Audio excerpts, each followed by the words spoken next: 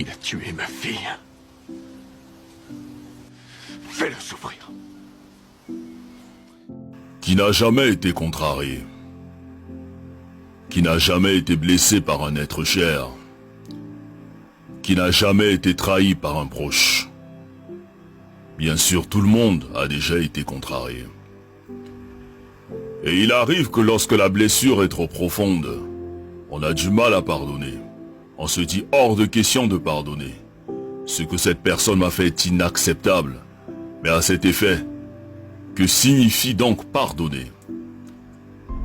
Pardonner, c'est le fait de ne pas tenir compte d'une offense qu'on t'a faite, d'une erreur, d'une faute.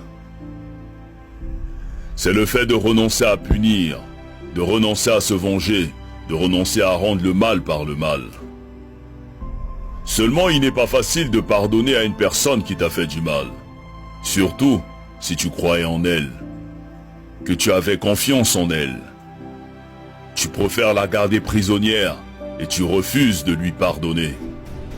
Le souci est que lorsque nous refusons de pardonner, nous nous constituons nous-mêmes comme étant prisonniers. Et on commence à développer la haine, à développer l'amertume, à cultiver la jalousie et à cultiver la rancune. Et pourtant tous nous souhaitons que Dieu nous pardonne. Pour nos erreurs, nos offenses, nos imperfections et nos failles. Mais nous refusons de pardonner les fautes des autres, comme si nous n'avons jamais fait du mal à personne, comme si nous étions irréprochables. Qui donc peut oser dire qu'il n'a jamais fait du mal? Qui est parfait? Qui n'a jamais commis d'erreur, qui n'a jamais fait le moindre mal? On souhaite tous que Dieu nous pardonne pour nos bêtises, mais on refuse de pardonner les fautes des autres, on refuse de leur accorder notre pardon. Et nous sommes toujours les premiers à aller à l'église, à aller à la mosquée, alors que dans nos cœurs nous avons des gens qu'on a constitués comme prisonniers. Mais jusqu'à quand allons-nous porter ces fardeaux? Jusqu'à quand allons-nous refuser de pardonner? Mais qu'est-ce qu'on gagne à détester ceux qui nous ont offensés?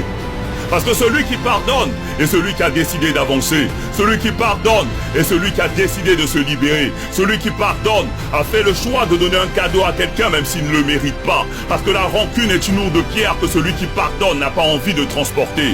Quand tu décides de pardonner, tu le fais d'abord pour toi-même. Tu le fais pour avoir la paix. Tu le fais pour avoir la tranquillité. Tu le fais pour être libre. Parce que celui qui refuse de pardonner est un meurtrier qui s'ignore. Pardonner, ce n'est pas oublier, ni cesser d'aimer, mais c'est se libérer d'un fardeau, c'est se soigner, c'est relever la tête, c'est prendre son chemin avec le sourire pour avoir un meilleur lendemain. Pardonnons à toutes ces personnes qui nous ont blessés. Pardonnons pour que le Tout-Puissant à son tour puisse nous pardonner. Pardonnons pour être au-dessus de ceux qui nous ont contrariés. Pardonnons pour retrouver la paix et progresser.